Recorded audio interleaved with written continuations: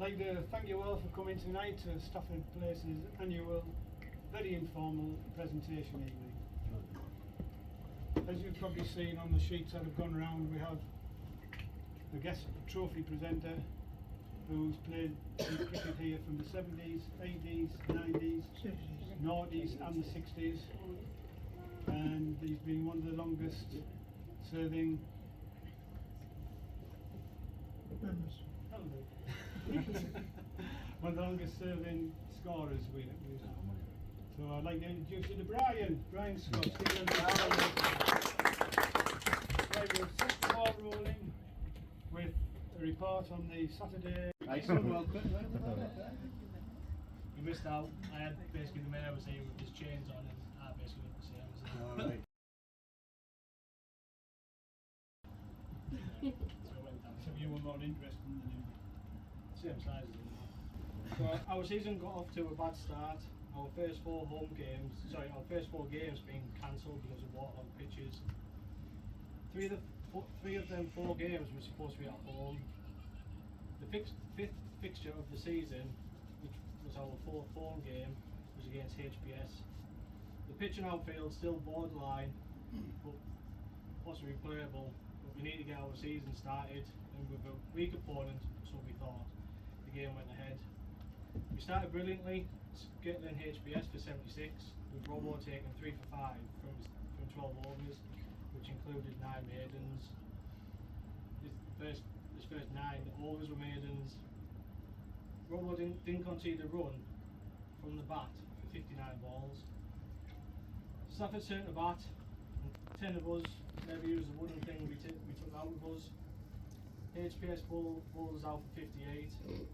Mark Elliott scoring 42 of them with 10 extras. There were 6 ducks in our batting lineup. The next highest score was 2. So defeating our first game, and the worry already being behind the pace. Up next was an away trip to Hutton Rugby, a team we've struggled to beat in recent years. We batted first, and again struggled with the bat, only scoring 76. As it was against HPS, our bowlers were superb. Robo with another 3 wickets this time, and that's his phone going off. It's not mine.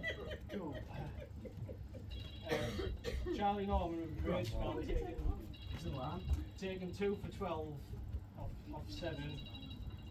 But the pick of the bowlers was Dinny, taking 4 for 15 off 7. Including the big wicket of Charlie Crawley when putting with 49 for 5 and edging closer to the target. We bowled them out for 62 and then Belize swept through the team. We won our next 4 league games, taking us to the halfway stage of the season. We beat Castleton away, knocking off 158 for 2, with Josh and Elliot both scoring 50s. Next up, moves home at the place. Batting first, we bowled 226.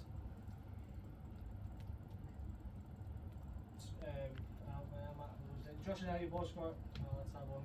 Batting first, we put on 226. Didn't get in 63. We bowled them out for 47. With Robo taking the career best figures of 7 for 10 to make overs.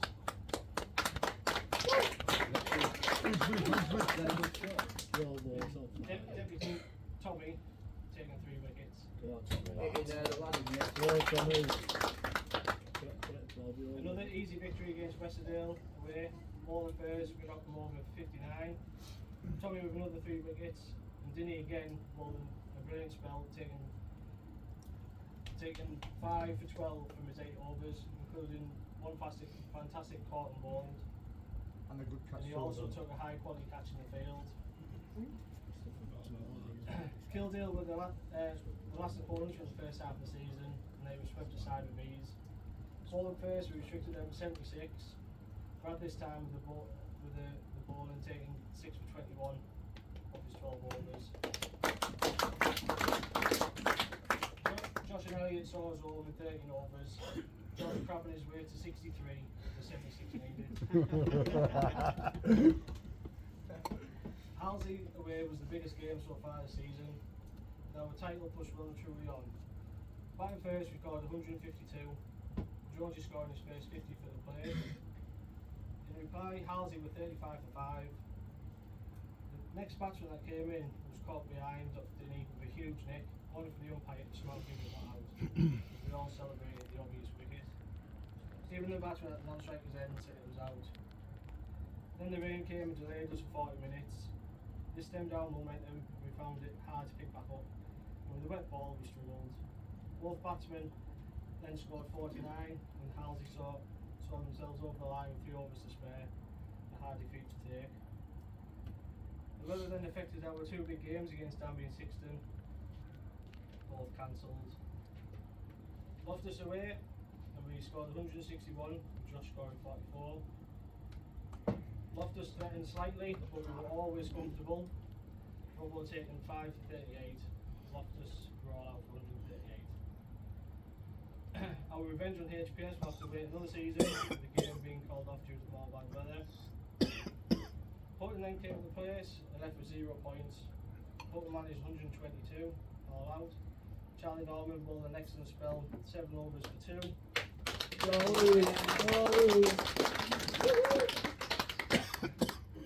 He also, which included his bowling his rival, Charlie Crawley, was an absolute japper. In reply, Elliot and Jonesy both scored 30s, Stafford knocking the runs off for 4. 2 more wins against Castleton. Newcastle for just 31. Could have been 19, and Barbara smashed Dinny for 2 big sixes. Charlie again with a great spell, taking 4 for 9 off 7. We did manage to lose 5 wickets chasing, which included some indifferent batting. But at this stage of the season, the wins are in. Against Millzone, we scored 159, Dinny scoring 34. Millzone all out for 109, Brad and Dinny taking 3 wickets, and Tommy still searching for his first 5, ended with 4. 2 games to go. We now need Danby to lose both, and we had to win both. Sadly, we lost against Westerdale, and Danby won against Hutton, crowning them champions. Second week of September, and the best day of the season. In glorious sunshine and high temps, Westerdale scored 193 for 4. With myself, the only person to take all 4 wickets. In reply, Go on, Apple! Yes! Go on, Apple! we fell just short, scoring 184 for 7. Elliot scoring 50, Nelly with 39. And Charlie with his highest score for Stafford, Great Knox scoring 43. Our last fixture away at Kildale, and another one for the cancelled column. Finished the season 3rd behind champions Danby and Halsey. It's been a great season for us on the pitch, reaching the semi-final in the Gias, getting beat by the eventual winners Danby just on the last ball. Challenge for the title and having every team that wanted to play us. Danby were deserving champions, but that doesn't mean we didn't deserve to win also. On to next season, teams will be talking about us challenging again. We won 9, lost 3, and we had 8 games cancelled. The weather this year has been atrocious. From struggling to even put the outfield to the middle of May, to having to use tarpaulin on a Friday night and then being down at 6:45 to get the pitch ready to get a game on. This brings me on to the appreciation part of my speech. I want to thank Josh for all his hard work and help this season with the pitch, the groundwork.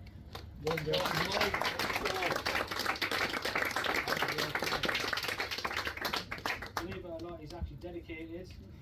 He provides a brilliant pitch for us all to play on. And you? I'd like to thank Chris.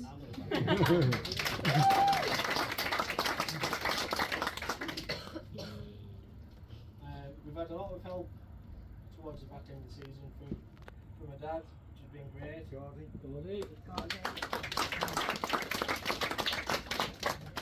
This season, the team was took on the end of the season, went square renovations, which was organised by Josh. It took us 6 hours over 2 nights, and it's something fantastic. It should give us a square to be proud on to play on and look at next season. Josh and my dad have also installed new drainage along the drive, which should make a hopeful improvement to the outfield down that side. A big thank you to Paul, Josh's dad, for the use of the digger and the dump.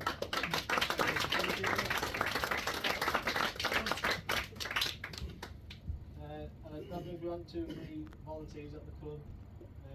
The lads who do the bar, Paul who do the slogger, Grant and Bomber on his usual Wednesday night. And even Nelly taking a break from filming the new season of Ground Forces back garden. Again, Grant for all his hard work maintaining around the ground. From Grant. The only one that's also his help in, as you can see, redecorating the bar area. Joe and Mark for their help with redecorating the bar over the weekend that we did it.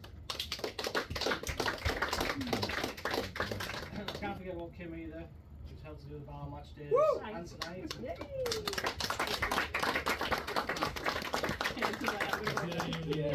And Bomber organising tonight. Bomber.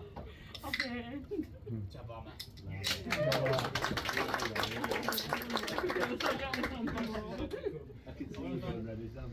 This is a long line for this because there is a lot of people to actually appreciate, to be fair. Brad, for all your hard work and time with this social Yes, media. Brad. From Brad. Taylor and Nathan, Ryan for accepting to do the presentations with trophies tonight. It's Brian. Brian. You've been a huge part of this club for many years, and it'll be one that will continue for even longer. Finally, a thanks to you lads for all your efforts this season. We've come close to covering for a while. So let's hope for a better 2024 season with the weather on the pitch and a step further to winning the league. We need new league Come on, the players players. Sorry. to grace the wall of the new bar. Yes. Now on to Robbo for the midweek report.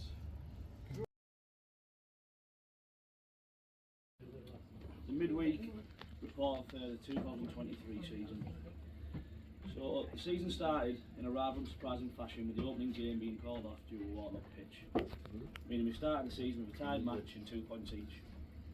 The following week saw us in the first round of the Midweek Cup. However, this was also called off due to weather. We've been unable to rearrange a match and finding a suitable date for both teams. It came down to a toying cost. Those 3 apples sours deep. I've actually wrote it, toying cost. So we've been not able to attend due to working late. Akko was in charge of the toss. And of course he called wrong. His name is the biggest tosser in cricket, so my say continue. Finally, we got the season underway at the third time of asking. In late May, with an away game against Dinesh's Ceylon Cricket Club of Great Ayton. Losing the toss, Stafford were put in a bat and finished on 136 for 2 from their 20 overs, with Harvey Spaxman, who's not here tonight, smashing 95 not out in a brilliant innings, supported by Josh with 28. Jamie Poole started with the ball, who's also not here, taking 4 wickets, whilst Charlie and Harvey picked up 2 each as the place bowled Ceylon out for 112 to take the win and the 4 points to start the season off.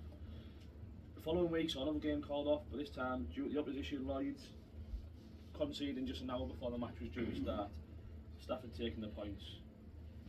Back in action the following week, the place welcomed Ahmed Foods. Putting a bat first, Stafford put on 148 from just 18 overs, with Harvey starring again, this time plodding his way to 111 from 45 balls, which included 9 sixes. Robbo, Charlie and Brad all put the ball, taking 3 wickets each, and Ahmed finished all out for 126. Stafford remained unbeaten on top of the league at this point. Numthorpe were up next and were put in a bat. Robbo started with a double wicket made in the first over of the innings to really put Numthorpe on the back foot. Backed up brilliantly by Rahul, who can't be here tonight. He finished with figures of 5 for 27 and myself with 3 for 10. Numthorpe finished on 102 all out, and Joe Norman bowled a very good spell, which is worth mentioning.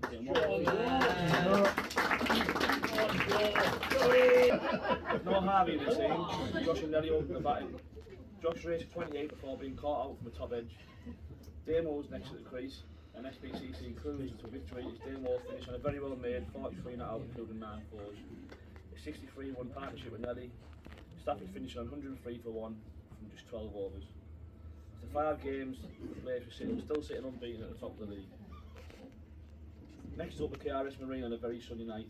They managed to put on 157 for 6, with Robbo and Rahul taking 3 wickets each. Stafford went into bat.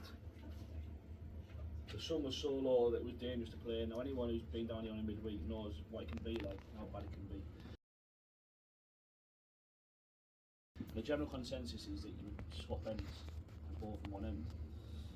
Despite this, the opposition and umpire refused to let us switch round, which is usual practice.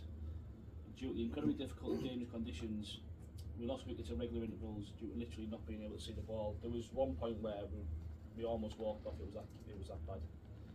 A heated email from myself to the league complaining about the lack of care and contempt towards my players was particularly by the umpire was sent, and it ended up going to a disciplinary meeting where it was resolved with a warning and a small fine for ourselves. Also a warning for the umpire, but that's just the way it is. The final match fell foul, however, before we were back in action away to Teesside Cupman at Northern Cricket Club. Robbo bowled well, taking 2 opening batsmen in his 4th spell, while Charlie the Wren chipped him with a wicket himself. He scored 38 for 3 from 9 overs. 2 very expensive spells from Harvey and Wilson rocketed the score to 136 for 4. Hindsight is a wonderful thing. Robbo brought Akon, who took 3 for 2 in his 1 over. Now, I asked him to come on the ball earlier, and he said no. I didn't say no, I said not my Harvey fault. balls. Yeah, but I actually come on and it would have worked. That's the fact to prove that. In reply, Stafford chased the total down in just 11.2 overs with no prizes for guessing who. Harvey and Masterclass finishing unbeaten on 88, including 9 sixes. Return fixture against Ceylon was up next. A stop-start innings from Stafford Sealers finished on just 100, with only one real partnership between Quill and Robbo. Quill finished on 37 not out.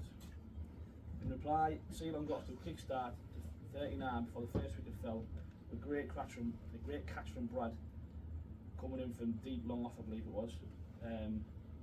He tripped before he caught it and he had a broken finger, so it was particularly outstanding catch, I must say. Come on, Brad. We brought our very own Dinesh to the crease. It didn't last long as Robbo trapped an LBW first ball for a shiny golden.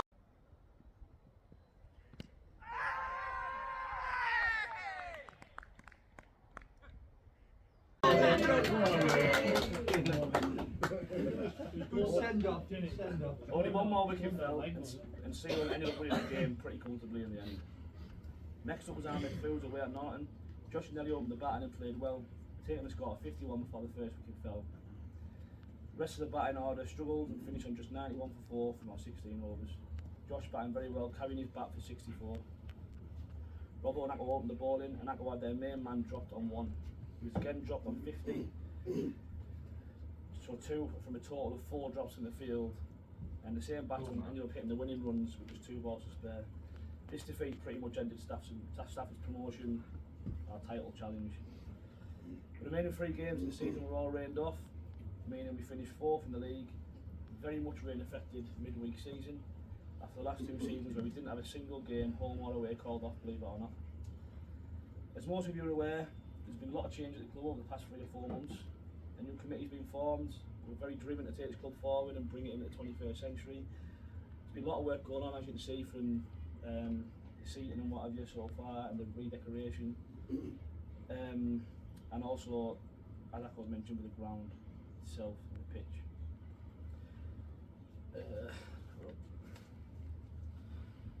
I'd like to echo what Akko said in terms of thanks as the midweek captain. I won't name everyone because Akko's already done that. Well, thank you for myself.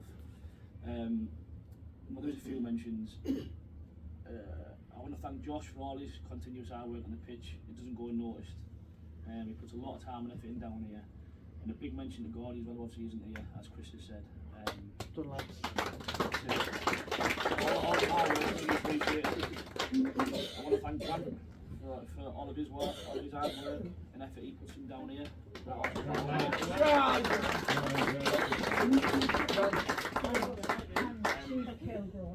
And the rest of the committee as well, since it's been formed.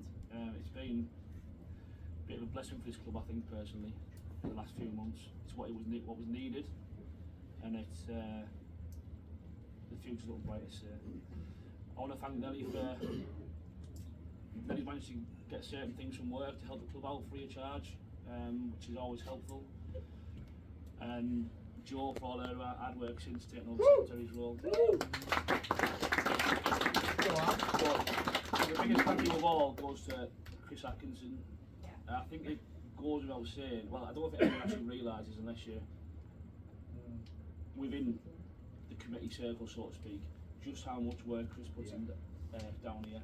It's exceptional. I think we were in a very difficult position when it came to the reforming of the club, so to speak, the committee and what have you. And the big role that we struggled to fill was the treasurer's role. There's a lot of work involved, and I don't think any of us realised really how much there was involved until it came to the crunch. And me and Akko had numerous discussions about it, and Akko, he agreed that he would take over the role and I would help him whenever I could, and obviously the rest of the committee would as well. But even from ourselves, I don't think we actually realise as a committee just how much work Chris puts in down here. So from myself first and foremost, but from everyone at the club, thank you for everything you've done.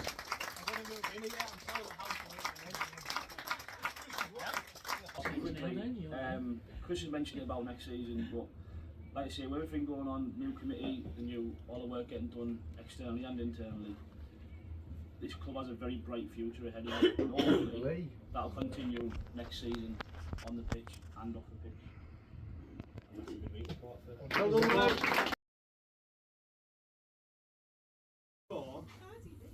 I cannot sing for toffee.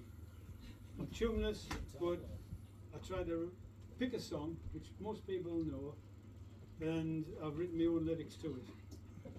Last year's was naughty, funny. This year's isn't too bad. So you're going to laugh when I start singing, but that doesn't bother me.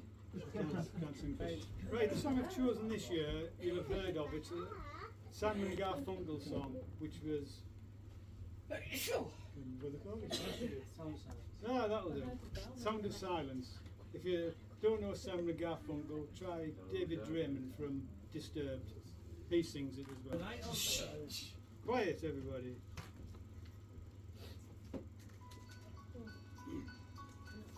Help me, Akko, my old friend. I'm in trouble with the cops again. My wife was dusting in the house when I spotted a little field mouse, missed it. Then I came running down the stairs and out the door and fell on the floor. Then I heard the sound of sirens. I realised I was in the buff. Then my hands were put in handcuffs. Under the bright light of the street lamp, the butch copper thought I was camp. He grabbed my balls and he threw me in the van, and that made a bang. And still I heard the sound of sirens. I was taken to the cop shop. The sergeant was at his desktop. Drunks were shouting very loud, peeing all over, what a motley crowd. Shouting rude words that I had never heard. I stood in a turd. All I wanted was silence. Fools, I said, you made a mistake. I suddenly began to shake. I was bundled into a cell. I told the sergeant he can go to hell. He laughed and then he clanked the door shut and it hit me bloody foot. and I decided to go to sleep. All the drunks then went away. I couldn't wait for the next day. The cell door opened and I went out. I felt like giving the sergeant a clout. He said, I don't want you here anymore, you pollutant. I called him mutant. I'm sick of hearing the sound of silence.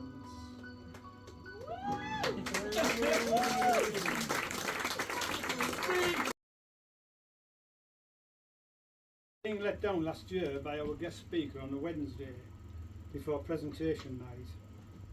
He got someone else to cover and he cried off 4:30 on the Saturday. So it was a rush to get someone in. And what I did is I give a history of my career from 1967 to 2002. In discussions with ACO, it was decided not to have a speaker come guest presenter this year. And ACO asked me if I would do a rundown of my Stafford Place career. So I said, okay, as long as the audience don't get bored. And here goes, I hope you enjoy it. In 1999 I started playing cricket for the place, but just for the midweek team. I opened the ball with Kevin Beasley and we formed a formidable opening attack. Some memorable highlights from that season were recorded as follows. The place batted first against Lloyd's Bank, and batting at number 3 I scored 62 with 3 big sixes. When we came out the ball I was marking a run out from the pavilion, at the pavilion end. Their opening bat passed me and said, I hope you aren't bowling. I said, yeah, I'm mainly a quick bowler open bat. He said, yeah, right, okay. I said, you don't believe me. I ended up taking 6 for 15. And the opening bat said at the end of the game, I'll keep my mouth shut in a few chances. I said, yeah, you should. Other decent performances were bowling the Surfers out for 60, I took 5 for 27. Against Tyokside, I took 6 for 38 and top scored with 26 in a 5-wicket win. I ended the season taking 5 for 16 when bowling out Lloyd's for 70, and I ended up with 40 league wickets for the season. We ended up getting a promotion as champions from D Division. 2000 saw us in the C Division. Highlight of the season was a top score of 43 out of 69, all out, but lost to the Ladle by 16 runs. I top scored with 38 not out, out of 121 for 5 against Middlesbrough Corp, and took 5 for 18 when bowling them out for 64. Decent all-round performance if I say so myself. No comment? No, I was not expecting a clap, I was expecting a big head. The 35-run win against the Ladle was helped by my 631, but 5 wickets for 27 wasn't enough when we lost to Lackenby Steelers by 4 wickets. 39 league wickets for the season, and promotion again made it a happy season. For the second year running we were champions. Although I hadn't played cricket for 6 seasons, as I had officially retired at the end of 1992, I played 4 games for the Saturday team at the end of the season to help out because of work, holiday, football commitments, etc. Last game was a good match against Broughton and Kirby when we batted first and scored 96 all out. Ches Simpson top scored with 33 and I was second top scorer with 24. Broughton had to beat us to win the league, but devastating bowling by Twilly Robson, taking 5 for 45, and me of course, with 4 for 36, bowled out Broughton for 86 and we won by 10 runs. Needless to say, cheers Dinesh. You don't get a mention, but you can keep that. Needless to say, Broughton weren't too happy about it, but we were over the moon and we all had a few extra sherbets that night. In B Division, in 2001, I started the season against the Rimwell, batting at 4. 6 sixes in 70 not out, set a total of 173 for 5, which was 75 runs too many for the Rimswell. I didn't bowl for the last 9 games as sciatica struck, and that was my season finished. Without me bowling, the place finished in 3rd place and we missed out on promotion. So I'm a big miss, really. This one myself. Still a big- you're It's still a big right miss. In 2002, I started midweek fixtures with a 6 for 26 against the winning post. And a week later, I took 7 for 27 against Samuelson's. Both were won by the place. The penultimate game was against Norton Unicorn, where I took my first midweek hat-trick for the place. We ended the season as champions. Nice. In the Saturday games, batting at 6, I scored my first 50 for the place against Thimbleby. Following week, batting at 5, I scored 55 not out against Craythorne, but ran out of partners. Taking regular wickets, I took 5 for 15 at Ingleby Greenhow, 5 for 10 against Swainby, and 5 for 13 against Thimbleby. My best performance in the season came in the home game against Ingleby Greenhow, when I opened the batting, scored my third 50, being corded long on for 58. I followed this up with 4 wickets and 5 balls, including a hat-trick, hitting the stump 7 times and ending with 8 for 13. Thank you. A very pleasing performance, I must say.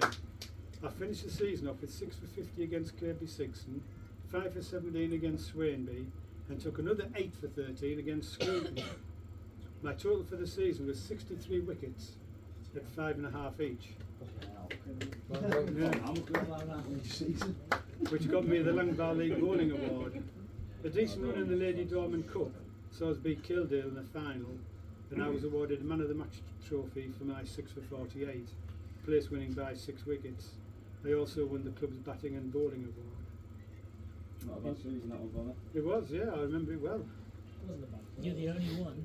Well, I'm telling you, well, everybody here knows now. In 2003, the place had a reasonable midweek season and finished in 3rd place after losing the last 3 games. On a Saturday, I took 5 for 25 against Hutton, followed by 42 against Craythorne, 5 for 52 against Kirby Sixton, and then a 6 for 23 against Kildale. Not always winning these games in the meantime. I opened the batting against Dees Harlesly and scored 70 out of 102 before chopping a wide ball under the stumps. Then the game was rained off. Rain couldn't have come 5 minutes earlier. I would have had a good really average that season. Just let me have a little ramble. Batting at 4, I scored 51 against Chopgate when another game was rained off not long after I was out. A season total of 41 wickets gave me 2nd place in the league averages. I won the club's batting and bowling award for the 2nd season running. 2004 wasn't a good year for me, and the highlight was a 6 for 11 against Chopgate in the Lady Dorman Cup semi-final, and this won me the best analysis in the competition. A poor season saw me take just 12 league wickets, but 13 in the cup. 2005 got me back in the groove. A 5 for 11 against Swainby, 5 for 65 against Skelton, and a 6 for 58 against Scruton, all wins, saw me take 43 league wickets. The good run in the GS Cup saw us tie with Broughton and Kirby after I hit the last ball for 4 to equal the score. We won the replay at Broughton a week later. The 7 for 32 against Kirby Sixton in the semi-final gave me the best analysis in the competition and another trophy. An average season in 2006 saw me take just 1 set of 5 wickets, but managed to take 30 wickets for the season. The main highlight was us beating East Halsey at Hutton Rugby in the GS Cup final for the 2nd year running, when a devastating spell of quick bowling by me, of course, I'd like to mention that, in which I took 8 for 48, and this helped us to a 5 wicket win and another Man of the Match award. Yay! For me. During 2007 saw me take over the captaincy of the Saturday team when the current skipper went to Australia for work. This extra responsibility must have taken its toll, as they only took 7 wickets that season. Very poor do. 2008 saw our worst season when we won 1, lost 8, and had 12 rained off or cancelled due to the weather. I only bowled 2 short spells and only took 1 wicket. In 2009 I had a reasonable season, keeping the runs down from my spells, and I was quite accurate, but I only had 18 wickets to show. We had a decent run in the Idison Cup, beating Scruton in the final at Broughton's ground. when they were all just over 100 for one, I brought myself on and I took 1 for 6 for 7 overs, and it helped change the game, while the bowlers at the other end were getting wickets. I think Mark got one that day. Bloody hell. It's me. Was it a blind school? Are you listening? You'll have to start again. It wasn't that, I was in shock. We won by 25 runs in that game. I thought I'd collect the man of the match award, but local scored 84, got it. Beat my 1 for 6 off That was 7. me as well. My dad had been given the trophy out, I would have got it. Who scored 86? Anyway, I still got my hand, Marty Mower. I've still got my hands on the winner's trophy though, so I was quite pleased about that. Nearly finished. 2010 season saw us relegated after losing 5 of the last 6 games and 1 cancelled. A couple of highlights were taking 5 for 37 against Craythorne, but we lost by 14 runs. And batting at number 8, scoring 51 against Norton, when we won a close game by just 8 runs. In the Ardison Clement Cup game, I obtained my highest score for the place when batting number 8, again, against Scruton, and clobbered 91 from 54 balls. Who were you batting with, Bonnie? Didn't hear that. Who were you batting with? Coming to that. Including 10 fours and 5 sixes. It would help that me and, Mark and myself put on 68 to take the score from about 60 odd up to 130.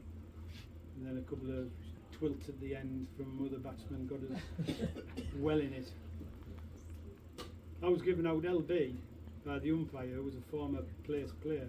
I think he actually peeled as well as the fielders. Cause I saw his hand go, yes! Oh, back in their trigger finger. Jeff Bell, a mutant. Never forgiven him. Yeah, in the GS Cup I took 5 for 20 against Chopgate and we won the game by 110 runs. In total I took 24 wickets for the season. 2011 saw us in B Division, and barring one game which we lost, we won 10 and the rest were cancelled. The bowling was spread around all season to keep everybody interested, because some of the games were just too easy. Needless to say, we went back up. I took my Stafford Midweek Career Best Bowling Analysis when I took 8 for 24 against Specsavers. They didn't see that coming, did they? And now they've changed opticians. I was on a hat trick twice and probably would have had one if the first slip, when I put him in first slip, moved to second slip just as I delivered the ball, and the ball flew off the edge straight where first slip would have been. Tell him about that tonight, Bonnie. He's out, my dad. No, it wasn't. Mr. Connor. Paul Connor. Yeah. Paul Connor. Paul Connor. That's He's out in Norton, my dad. Is he? I'll remind No, it's you. because his name's off. Paul Oh, Connor. we've got you on video. Midweek bastard. Needless to say, I had a word to the slip feeler, but I can't write that down, what I wanted to say to him. I decided to pack in midweek cricket so I could prolong my Saturday cricket career. Back in Division A in 2012 for the Saturday team, saw the place lose 3 and have 9 rained off out the first 12 games. That's before we started getting the drains done. The 5 for 15 against Broughton in the first round of the GS Cup was my highlight of a disappointing season. After nearly 6 seasons, I decided to step down as captain of the Saturday team.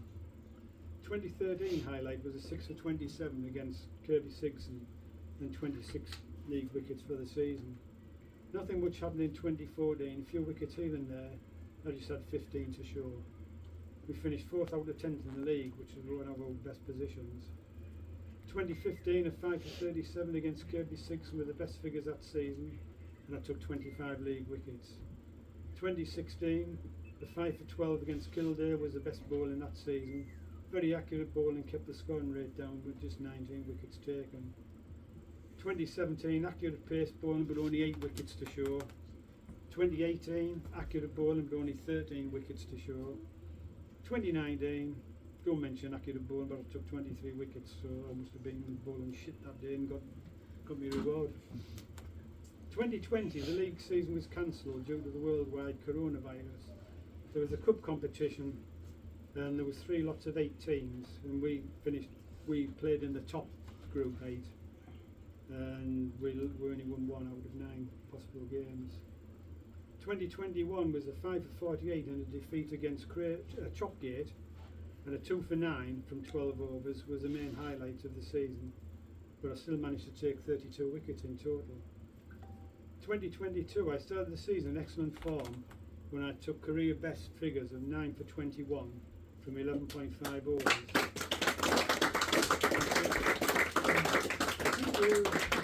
Thank you.